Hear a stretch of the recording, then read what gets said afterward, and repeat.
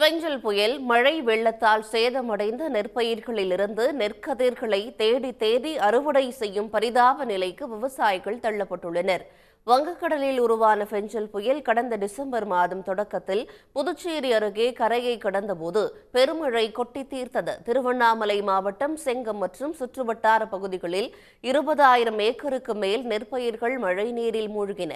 தண்டாரம்பட்டு, கலசப்பாக்கம், வளையாம்பட்டு, காரியமங்கலம் உள்ளிட்ட பகுதிகளில் மழைநீரை வெளியேற்ற முடியாத சூழல் ஏற்பட்டதால் நெற்பயிர்கள் அழுகி நெல்மணிகள் முளைத்து வருகின்றன. இந்நிலையில் விவசாயிகள் விளைநிலங்களில் இறங்கி சேதமடைந்த நெற்பயிர்களிலிருந்து நெற்கதிர்களை தேடி தேடி அறுவடை செய்து வருகின்றனர்.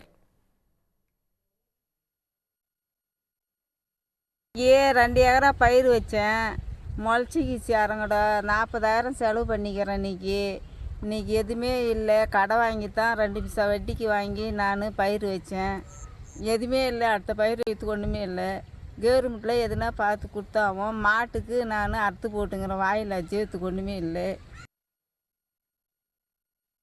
அறுவடை செய்யும் நெற்பயிர்களில் போதிய நெல்மணிகள் இல்லாவிட்டாலும் கால்நடைகளின் தீவனத்திற்காவது உதவும் என்ற ஆதங்கத்துடன் விவசாயிகள் கைகளால் அறுவடை செய்து வருகின்றனர்.